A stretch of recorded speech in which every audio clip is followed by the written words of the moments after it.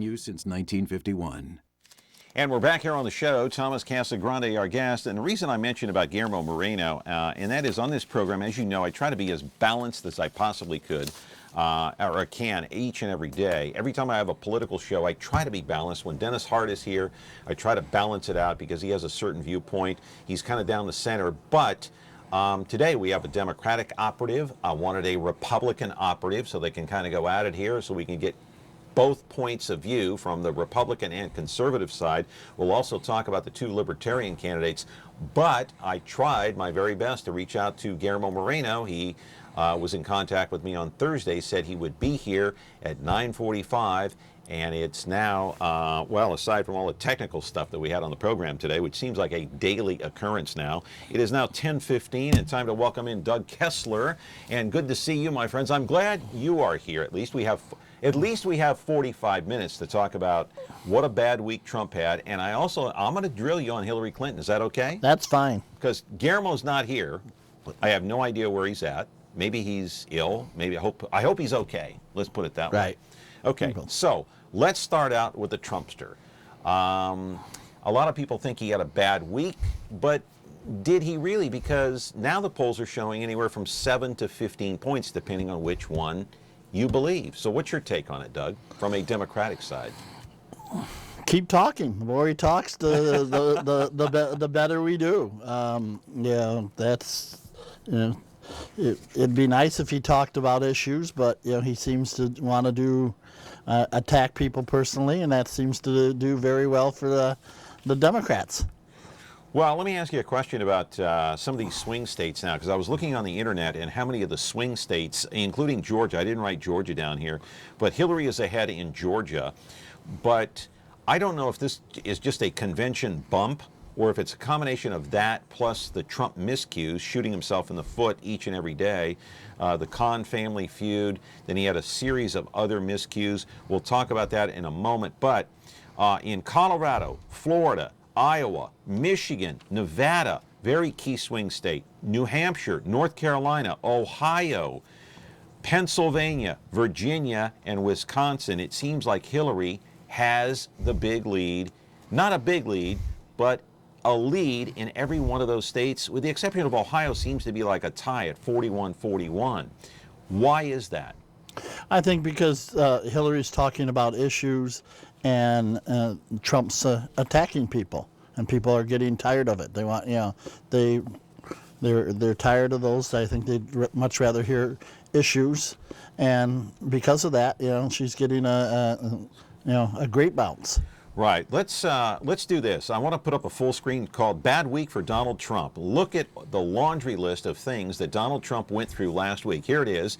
And I don't know if he had that face on during the whole week. What do you think, Doug? Anyway, the Khan family feud. Then he failed to endorse House Speaker Paul Ryan. He failed to endorse John McCain, Kelly Ayotte, the senator. Then there was the baby incident. First, the baby was obviously crying, and then Trump said, "Oh, that's okay, not a problem, not a problem." And then he said, "Yeah, get the baby out of here." So we have the crying baby incident. Then we had President Obama calling Trump unfit for office. Then Meg Whitman, who is a Republican, ran for governor of California at one time. She is endorsing Hillary now. And then Reince Priebus, oh my God, he's beside himself. He's ready to have a stroke, a heart attack, a nervous breakdown. This was the Trump bad week. Have you ever seen anything like this before? Not as fast and not as much. Not that I've been around politics. It's pretty amazing. If you look at that laundry list again, what would you, if you were advising Donald Trump, what would you tell him to do? And which one of those on that list surprises you the most? Probably surprising me the most is Meg Whitman. Really? Yeah.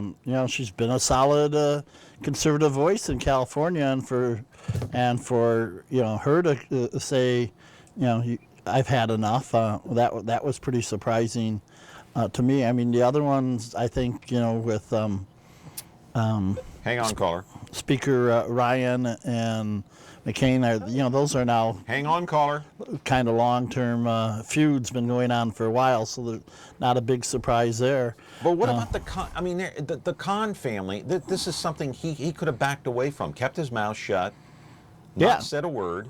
Doesn't that Isn't that shocking enough? When we were in Philadelphia, and sitting there and looking at the agenda, there was talk, who's this family? I mean, we got the gist of what was going to be, but we certainly didn't think it was going to be the big hit and the controversy of the convention at all. Yeah, and I thought the baby incident, the crying baby incident, was actually pretty laughable, because it didn't seem like Donald Trump was all that serious about it. He was like halfway joking. I think he was. You know what I think?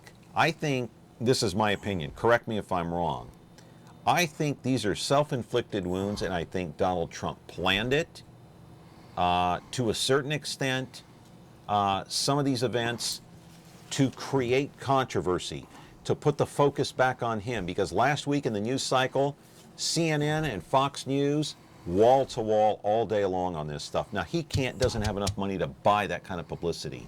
Would you agree with me on that? I agree that I think he does things absolutely to get himself back in the limelight, to make sure he's the lead, whether it's good or bad. No, I do agree with you on that. Yeah, he's on the lead with Jake Tapper, with Wolf Blitzer. He's on O'Reilly. He's on Hannity. It's a 24-hour news cycle. NBC, ABC, CBS are all leading with this. MSNBC is talking about it. He's getting it like no other. We have a call waiting. I've been patient here. Caller, you're on the air. Go ahead. Thank you very much, and good afternoon. I'm calling you from the state of Florida. I would just like to say that our government has turned into a money-grabbing government. It doesn't matter who or what or when. It's all out. We're not a democracy much anymore. We're after the almighty dollar. And I'm very dismayed with that, with Trump or any of the others who go into politics with that mindset. That's all I want. It's all about money. Who has the most money? Hey, let me ask you something there, young lady. Can you hear me? Yes, I can barely hear you. Okay. You said you're calling from Florida. How are you watching our program? How am I? Yeah. I dialed your number. But are you able to watch our program at all? Not at this time. I'm in my computer. Oh, you're on your computer. Okay. I yes, appreciate and that very much. I was dialing my software people, and I got your station. Well, but I do have an opinion. Wow, that's pretty amazing. Yeah, so what do the people think about, hey, excuse me, 1 second here, young lady. So is Florida going for Hillary or Trump? Looks like per the phone calls that I have received, looks like they're going for Hillary. Okay. All right. Well, thank you for the call. Thank you very much. I appreciate it very much. All right. Thank you. Do I have to go to break? Time for a break. 436 MeTV option 11. Doug Kessler is here, Democratic Party. Guillermo Moreno is not here, Republican Party. 436 MeTV option 11. Dr. Thomas Casagrande is our sponsor. Back in just a moment. At 2020 Optometric, your vision is their focus. Whether you're 5 or 65, Dr. Thomas Casagrande will get to know you, your lifestyle, and vision needs to ensure that your contacts or eyeglasses are a perfect fit and the right prescription every time. With the Valley's largest selection of eyewear, 2020 has over 2,000 frames, including top designer brands like Coach, Tiffany, Prada, Ray-Ban, Oakley, and more. Eye exams start as low as $89, so call or stop by to schedule your appointment today. When you like Ventura TV Appliance on Facebook, it's nice. But when you love the KitchenAid appliances we deliver, it's even better. Our website is cool, and it's a good place to start. But you really should touch the merchandise before you buy. Save big with KitchenAid. Right now, get up to a $1,000 prepaid MasterCard when you purchase select KitchenAid appliances. Get the best selection, price, and service in town without waiting. Come in to Ventura TV Appliance and touch the merchandise today. I'm back here with my friend Doug Kessler, and I just received a text from Guillermo Moreno, so we can't pound him too hard. You know why? He just texted me, and he said he has an upper respiratory infection. Ooh. So that's bad. Yeah. And he said he apologizes. He can't be here to pounce you on top of the head. And that he apologizes he did not let me know in advance. So you got it, benefit of the doubt, right? Right. Got to cut him some slack, even though he's a Republican, right? Right. No, if Guillermo said that, I would Yeah, I shirts believe him. and- No, he's a stand-up guy. So even though he stood us up, get better, my friend, if you're watching the program. Hey, I got to ask you a couple of things before I get to this article here that was written in the Fresno Bee yesterday. It made me fall off my couch laughing. I need to ask you about the convention. Everybody gets a bounce out of the convention. Trump did. Hillary did. I don't think Hillary would have gotten the bounce that she did had it not been for last week's disaster with Donald Trump. Would you agree with that? No, I think the bump was coming. But not as big. Maybe I think Helped it. Trump helped it, did he not? Trump helped it, but I think the first initial polls out afterwards was a pretty decent bump because she was even or behind supposedly. She was behind by 2 or 3 points. Right, and bumped up to 6. So that's a pretty good before. But it bumped up to 6, but it was right after Trump had it was during this Khan family feud, and so I wonder how skewed those numbers really are, if you know what I mean. Yeah, well, I think they got bigger as the week got on. That's my perception of it. Yeah, convention for you. It seemed like to me, just watching it on television, there were a lot of Bernie fans there that were very, very upset. And I got to be honest with you. One, I haven't seen Bernie out on the campaign trail campaigning for Hillary. Gee, I wonder why. And every time they mentioned Bernie's name and he was sitting there at the convention hall, he didn't look too enthused. He was probably thinking, that should be me up there, not her. His supporting cast, his delegates, his fans, his backers were there in full force. Some walked out during the convention. What was your feeling? Was it a total 100% unity behind Hillary, or was there some dissension that you could tell? Oh, we sat in the middle of the California people Bernie people on Thursday night. It was limited, I will tell you, to pretty much 50 California people. Everybody else seemed to really get over it. We had Bernie speak the next morning unannounced. He came to the California breakfast and spoke to our delegation and gave a tremendous speech. What did he say? Talked about unity. He talked about what his plans are. He talked specifically to the Bernie delegates about here's what we're going to do forward. The revolution hasn't stopped. I have campaign money. I want to put candidates in on he said water districts, school board levels. He's switching now. He's switching. He's going from being a Democrat. He's going to be an independent now when he goes back to Congress, or goes back to the Senate. I mean. I haven't heard that he officially said that. Yeah, he officially is going to do that. I guess he's frustrated with the Democratic Party, wants to be an independent, and he ran as an independent before. Well, no, he was, but he ran as a Democratic candidate. Right. So I think he's doesn't want any party affiliation, I guess. Well, and he did go to the rally at Temple University on Friday morning. He was there. Hey, Victor Davis Hanson wrote an article in the Fresno Bee yesterday, and it made me laugh.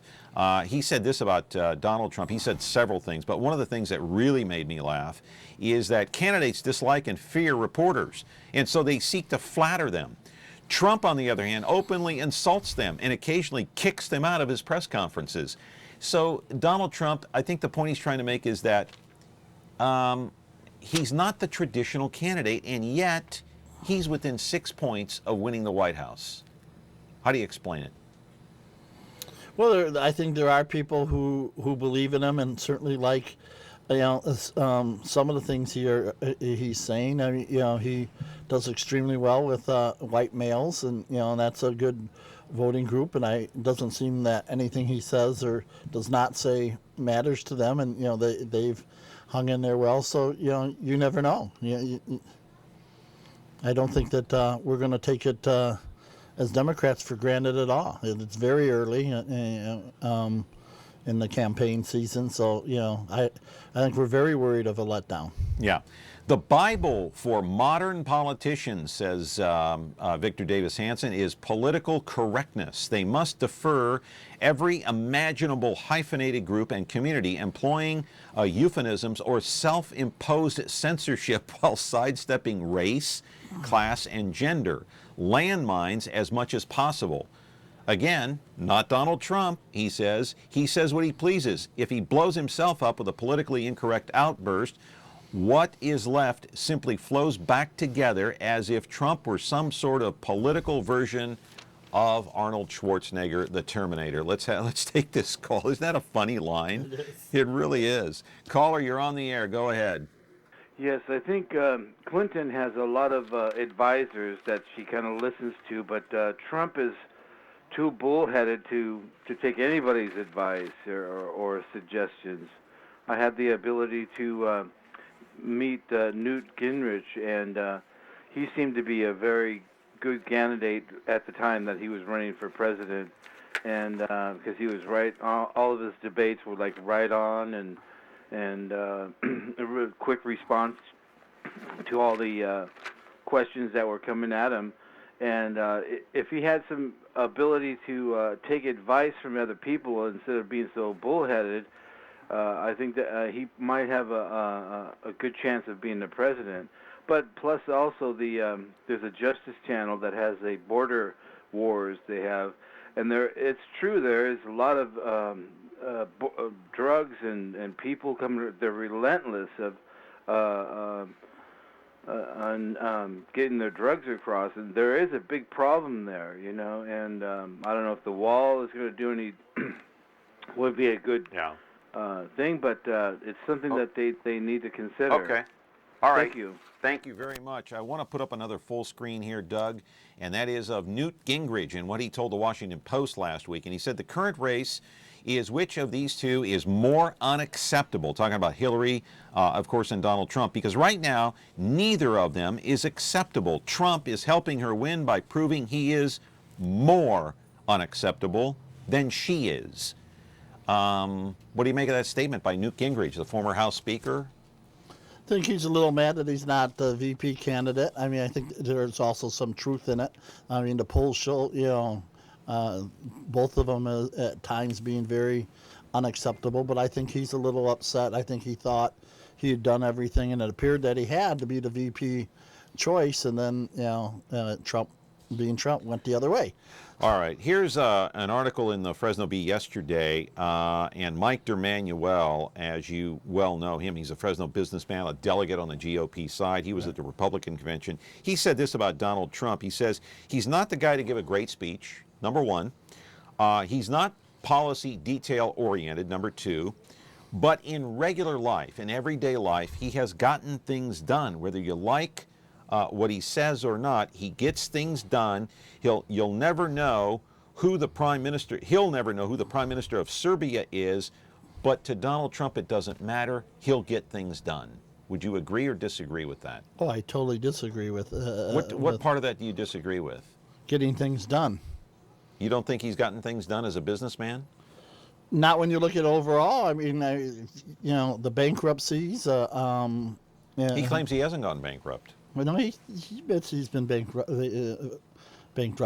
several times. You know, taking advantage of which he also talks about that. You know how well he did when everyone else had. You know, we had the banking housing problem. So I'm not sure he gets it done for the average citizen. But he doesn't have a consultant whispering in his ear 24/7. Whether Hillary does or not, I don't know, but I imagine she has consultants all over the place. I would imagine just about every politician does. Right. Trump does not. Right. He doesn't have somebody whispering in his ear and saying, hey, here's what I think you should say in your speech tomorrow. Is that a major problem for you as if when you look at Trump, because he has no advisor? He's his own advisor. No, so far it's been to our benefit because you don't know. You know, he comes off with these strange statements, and certainly that, you know, most of them have done nothing but help the Hillary and the Democratic Party. All right. Time to take a break here. 436 MeTV option 11. Thomas Casagrande 2020 Optometrics is our sponsor today here on the program. You're welcome to call in. We have an open line. Doug Kessler is here. Guillermo Moreno out sick, upper respiratory problem. We'll catch up with him later, but you can call in. We got an open line at 436 MeTV option 11. Back in just a moment. At 2020 Optometric, your vision is their focus. Whether you're 5 or 65, Dr. Thomas Casagrande will get to know you, your lifestyle, and vision needs to ensure that your contacts or eyeglasses are a perfect fit and the right prescription every time. With the Valley's largest selection of eyewear, 2020 has over 2,000 frames, including top designer brands like Coach, Tiffany, Prada, Ray-Ban, Oakley, and more. Eye exams start as low as $89, so call or stop by to schedule your appointment today. Frigidaire. It means the first electric refrigerator. The first compact electric range. Now, there's the Frigidaire Gallery Range with Symmetry double ovens. It's designed to cook multiple dishes at multiple temperatures, so you can prepare the entire meal at the same time. Frigidaire, over 90 years of legendary innovation. See the full line of Frigidaire appliances at Ventura TV Electronics and Appliances. Back here on the program, 436 Me TV option 11, and see, you thought you got off scot-free. I'm going to start drilling you on Hillary right now. Okay. I'm going to put up another full screen, and that is, okay, the U.S. is in trouble. I want to put this up and show you. I think we got a couple of pages on this. Check this out. Okay, who's been in the Oval Office the last 8 years, 7 years? A Democrat, all right? 1.2% growth, under 3% in the last 11 years, lowest employment rate since the 90s, or the 70s, I should say. Does that say 70s? Yes, it does. Billions of benefits paid to able-bodied Americans who are able to work but are not working for whatever reason. Are they out playing golf and drinking Budweiser? Cops being shot all over the place, all over the country. How about this one? $19 trillion debt. Social Security and Medicare are in trouble. Republicans and Democrats are both failing us. I'm pounding the paper on the desk. What's going on, Doug? I'm upset. Well, certainly, the, getting along and getting anything through Congress is a huge problem. But the Democrats had Congress and the Senate the first, what was 90 it, 2 days? years? Well, First 2 years. Yeah. They pushed Obamacare through with the Democrats. Right. So, first few years it was Democrats. So, what's going on? Are the Democrats and Republicans failing us? To some degree, I think they both are. Yeah, I mean, I think that's why we're seeing what we're seeing now. That's why we're seeing Donald Trump as a candidate. That's why Bernie was, did so well. People want Congress to work. They want Washington to work, and it's not. These are government stats. I didn't just pull these out of thin air. And one other thing I didn't put in there: where is President Obama's immigration policy? We can't get it through now, yeah. No, he should have done it in 2008. Yeah. Okay, he didn't do squat when he If got you in. think Democrats aren't upset with that's a big issue. All right, here's an email question. Who will Bernie help get elected here in the central San Joaquin Valley? I think that kind of goes without saying, right? I mean, if he shows up, he's obviously gonna talk about Hillary. Yeah, I don't know that there were any local candidates that were progressive enough for the Bernie people, but that I'm aware of. Right. Hey, I want to put up another full screen. I'm full of full screens today. You like that? That's fine. All right, let's put up this. The week for Hillary Clinton. All right.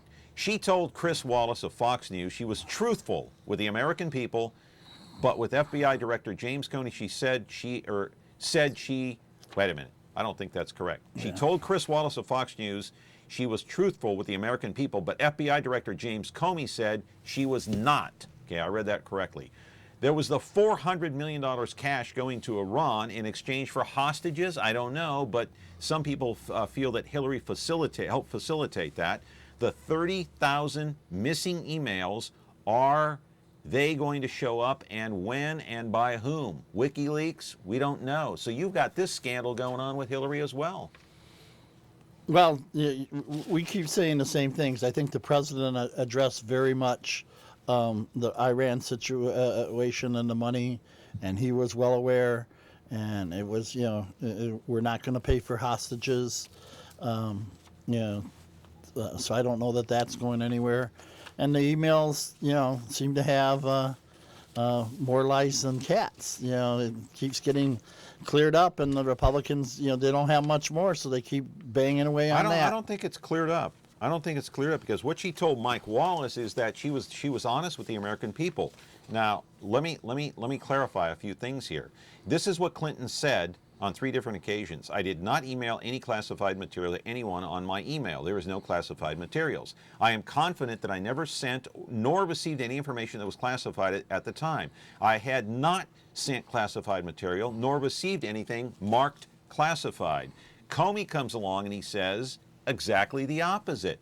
113 individual emails contain classified information according to James Comey. So what the heck is Hillary talking about? Well, I think we got the quote. We didn't finish the quote. Comey said that I think it was 98, 99% of those were classified after Hillary had gotten them, not when she originally got them. 3 of them bore markings signifying classification or classified status. Yeah, I think 8 it's 3. email threads contain top secret information, the highest level of classification. 36 contain secret information, and the remaining 8 contain confidential information. So I want to know what Hillary's talking about. I'm putting you on the spot now. Well, no, look, you get emails, and if the email doesn't say it's confidential or it gets changed to confidential because what's happening, how is she on the hook for that? What did she do? Yeah, he talks about very clearly. When Comey was questioned by Trey Gowdy, the Republican from South Carolina, at a congressional hearing, here's what Gowdy said. Secretary Clinton said that there was nothing marked classified on her emails, either sent or received. Was that true, sir? Want to hear Comey's answer? That's not true. That's what he testified to Congress. Secretary Clinton said, I did not email any classified material to anyone on the email. There is no classified material. Was that true? Comey's answer, there was classified material emailed. So this thing is not going to go away. It's going to continue to hound her, and wait till the debates start. I would imagine Donald Trump may hammer her on some of this stuff if he's smarter, unless he tells another crying baby to be quiet in the crowd. But I mean, this is legit. You would have to admit. It comes from the FBI director. So how does she escape this? How does she clear this up? Well, I think And you even got to now look at everything he said. He went on as late to as say there's yesterday, nothing. she was still double talking on this. But we take bits of what the FBI director said and not the whole thing. He went on to say she's not the first. He went on to say there's nothing that's prosecutorial in nature with it. He said she made mistakes. She didn't use good judgment. I don't think that there's no dispute there. But I think that the crux of the matter is that she did use classified, or there were classified emails, and he also said there was classified material that was sent to her. That's not what she told the American public. And when she was interviewed by Chris Wallace of Fox News, she wanted to give the impression that she was not only honest with the American people, but she was being honest with Comey, the FBI director, which was not true. She didn't lie to Comey, but it appears that she was less than honest with the American people to make herself look good. Am I right? I disagree. I get campaign. But that's not what Comey said. Well, I think what he said, he goes on to say some of that was changed after the fact. It was confidential information. It may not have been when Hillary got it. It didn't say confidential. I get campaign information, and then I may get something, an hour and a half. That's not what he's saying here. That's not what he's saying. That's not what he said. He didn't say it turned into classified stuff. But he did at one point. Yes, he did. I mean, but he also said that Hillary's email was classified. That's a direct question. Was there any mark classified on her emails that was sent? That's not true. I mean, that's what he said. And he also said Clinton repeatedly said she turned over all work-related emails to the State Department in 2014, about 30,000 of those emails. However, Comey said FBI investigators uncovered several thousand work-related emails that she had not handed over to the State Department. Are those the ones that Trump is talking about, the 30,000 missing ones? Probably. I would assume that, yeah. All right. Do we have to go to break? You want to say, we do? We'll let Doug comment first. Come on, go ahead. Well, I think it's been sloppy. It's been sloppy before Hillary. I don't know that, throughout all this, I'm a little disappointed I've seen nothing to fix it at all. On the parts of that, and nothing proposed from the Republicans how you fixed it, because the clear problem is, maybe not as many, who knows, but if you go digging, it appears that this, even the FBI director said not the first person in this position that was using that. It just, with all of the Clinton scandals that have happened, can you see where it just makes her look like she's being less than honest again. People might be at home, the voter at home might be saying, oh, here we go again. Yeah. She's trying to cover this up. First it's Benghazi, and then if you go back to the Clinton years in the 90s, it was this, that, and the other thing. Now the emails. Can you see the disgust and hear the disgust? Absolutely. Okay. That's why it's not, a 20-point lead, a 30-point lead. You're absolutely correct there. So how do you fix that quickly before we go to break? How does she clear up her name and you know the poll, 67% of the voters believe she's untrustworthy. How does she fix that? How does she overcome that? I think you keep talking to the public. I think people forget that and probably needs a little more emphasis.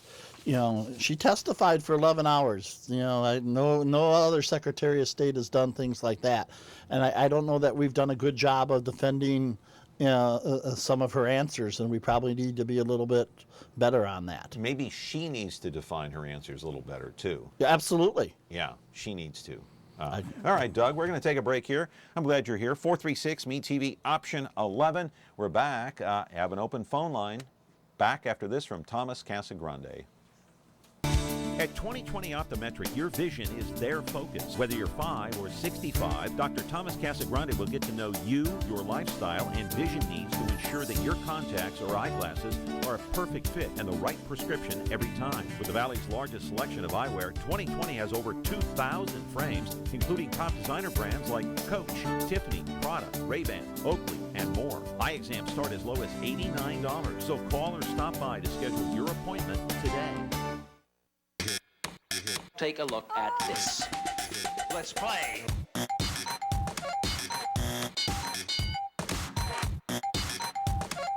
This is too hip for you. I'll slow it down. Let's play. Watch all your favorite classic game shows on Buzzer TV, KVBC Digital Channel 13.7. All right. Now, if President Bush were in office right now and a Democrat was running and he inflicted himself on the campaign, Doug, and said, you know what, Hillary Clinton is running for office and I'm a sitting president and she's unfit for office because of it. Do you think that President Obama should have injected himself into this campaign, or should he just stay out of it? Stay out of it. I think he has every right to inject himself into this campaign. But if the roles were reversed, would it be okay? Well, I'm sure that the Democrats would be crying why he's doing it. But I don't know that the Democrats would necessarily, their candidate would say the things about a sitting president that their candidate does. I mean, that's what makes you fight back. Well, maybe President Obama should take some of his own advice and not respond to it. That's what they're telling Trump not to do. Why did Trump respond? Well, okay. Let's play a soundbite. President Obama calling Donald Trump, the Republican nominee, unfit for office. Many think I'm unfit for this job, but that goes without saying. Let's roll it. Yes. I think the Republican nominee is unfit to serve as president. I said so last week, and he keeps on proving it. The notion that he would attack a Gold Star family that had made such extraordinary sacrifices on behalf of our country. The fact that he doesn't appear to have basic knowledge around critical issues in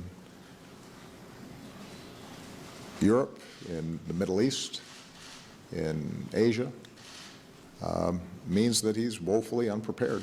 This isn't a situation where you have an episodic gaffe.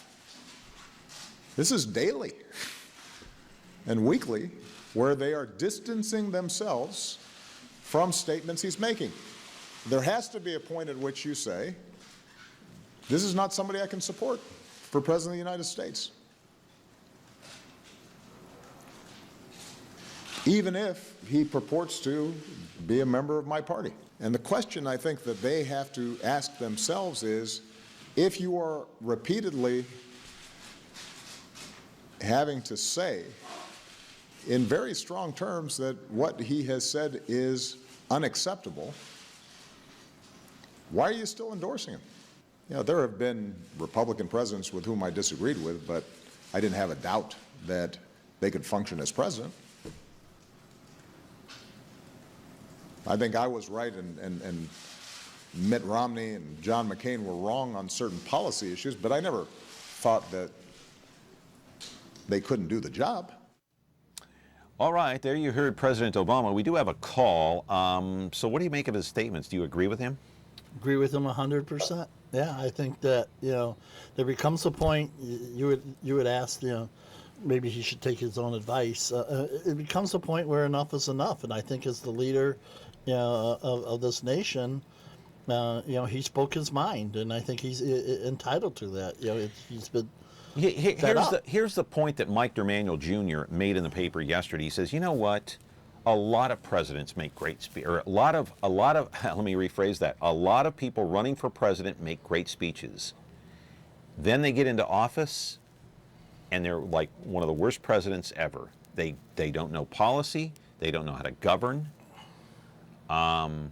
Is it possible that Donald Trump can't give a good speech, talks off the cuff, insults reporters, insults a woman holding a baby that's crying, will insult members of his own party, yet if he gets elected, is it possible that he might be one of the best presidents? I guess anything's possible. I don't see it happening. I mean, I'm not sure he wants to be president. I think he wants to be, you know, the CEO. You know, he talks about, you know, presidential duties, giving it to other people. Yeah. And, you know, and that's very scary with his vice president pick. Yeah, yeah. Caller, you've been patient. Go ahead. You're on the air. Okay, is this me? Okay, my name's Jesse Dominguez. I was getting back to when you were stating about these emails by Hillary Clinton. Yeah. And I cannot believe how the GOP just keep harping on it when she has been cleared numerous times. Like Doug Kessler said, 11 hours. No, that was she just hasn't. one time. No, she and, hasn't. And you know what? No, she enough hasn't. is enough, you know. Let's move on. I mean, she's been cleared. How many times are you going to try somebody? So it's just getting pretty old, you know. It was old when Bernie Sanders mentioned it in the debate they had, and it's definitely old now. So it's just time to move on. She's clearly the better candidate. And I just can't believe how people just keep harping on it. Over and done with. All right. Hey, caller, are you there? I'm here. Do you have selective hearing? I was going back to when you were speaking the part I put on. I didn't catch everything. You guys been talking for a while, but that's the part I heard. No, I'm asking you if you have selective. I'm asking you if you have selective hearing when it comes to hearing Hillary Clinton, because she has not been clear. She's changed her story a couple of times, and if you have been paying attention, that's what's happened. She was interviewed by Chris Wallace of Fox News Sunday last week. It was brought up on Meet the Press yesterday. It was brought up on George Stephanopoulos' show yesterday with Martha Raddatz. It was brought up numerous times on CNN. We don't keep harping on something that didn't happen. I don't have selective hearing. I'm just wondering if you do. You could say that, but I say about the GOP also, including you. You know what? Donald Trump has said many things over and over. Then he goes back and changes. He goes back. So his supporters still support him. And you know what? I guess they have selective hearing also. We all do. I don't support Donald Trump, and we pointed out at the top of the program, if you were watching, all of the miscues. I did not say you did. Okay. I did not say you did. Right, but, okay, hey, caller, I want to, Carrie, you do me a favor, put up Trump's miscues from last week again. There are 2 pages of them. Put those up right now, because we've been fair on this program. Look at that. It's the Khan family feud. Fails to endorse Paul Ryan. John McCain. Kelly Ayotte. Change it. Okay, then there's the baby crying incident right there. President Obama calls him unfit. Meg Whitman says, the heck with you, I'm voting for Hillary. Reince Priebus, the head of the Republican Party, the Democratic Committee, is ready to have a nervous breakdown by this self-inflicted Barney Fife meltdown, gunshot wound to his foot. He is a lunatic, and he is not fit, in my opinion, either. I agree with Obama about that. Right. I mean, he's showing traitor tendencies with Russia, Yeah. And he's just saying things that are just not acceptable for this country to move on together as one. All He's right. just splitting the country up. Stay there, caller, and I do want to get back to Doug. Stay there, caller, for a minute. Carrie, put up the picture of the two independent candidates, the Libertarian candidates, and I want to talk about them just for a moment. Doug, there they are right there. Caller, stay there. Hey, you've got, obviously, you've got the Libertarian candidates, Gary Johnson and Bill Weld, the former governor of Massachusetts. This is an alternative. Is it an accepted alternative for you? I have not heard them speak, to tell you the truth, so I do not know. It's kind of late in the game to just jump in there, you know, right, to get this much attention, that is. But so acceptable, I don't know. I really can't. I just think it's way too late. I'm not too worried about them. It appears, you know, there's some talk that they might actually, you know, win the state of Utah, which would be. Would they throw a monkey wrench into the election, much like No, Ross they're not Perot on- did back in 1992? Not on the ballot enough. And remember that if the Bernie people don't vote for Hillary, they're voting for Stein, not for the Libertarians. So, you know, and she's not on the ballot enough to cause anything. Yeah. So, Okay, caller, got to go. Thank you for watching. All right. Thank you. Yeah, have a good one. I want to talk about the $400 million quickly before we go. And a lot of people, this is, you know, I know that this all started back in February. They announced it. They're gonna give Iran $400 million. This is for assets that were frozen from decades ago. We know because obviously there was they imposed sanctions against them for the Iran hostage crisis and because they're sponsors of terror. But this does look like money in exchange for hostages. It does look like that. Wouldn't you agree? it looks like it, but as you said, they were up front with it. You know, I mean, you can twist things to make a lot of things look like they are. You know, I mean, some of the comments are, you know, the way they're paying it's a great pay down on our debt. You know, and instead of just, you know, writing a check and who knows when that gets cashed. And it bothered a lot of people because of Iran's consistent sponsor of terror over the last 50 years. They've been a major sponsor of terror. It dates back decades and decades, and yet now we're lifting sanctions. They've got their nuclear program going again. We're going to monitor that, supposedly. Now we're giving them cash. We don't know where that cash is going to end up.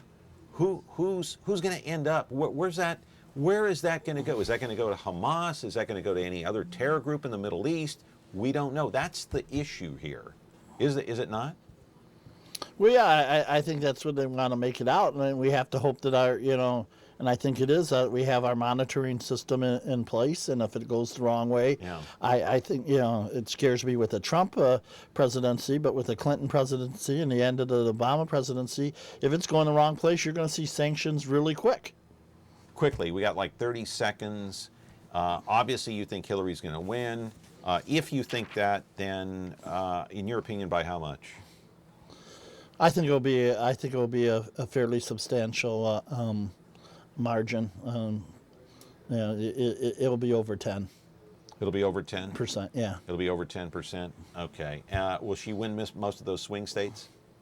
Yeah, and I think she'll win one of the ones we didn't at North Carolina as well. North Carolina, I didn't include that in there, but she's ahead in most all of them except for one. They're tied 41-41. But it's early in the game.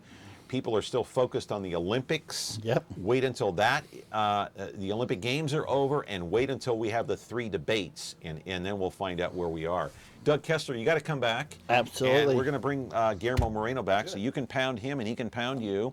And I appreciate your time. No problem. Always good to see you. All right, Doug Kessler from the Democratic Party here in the state of California. 436 Mean TV option 11. Leave a message. Back tomorrow with our business guest. See you then.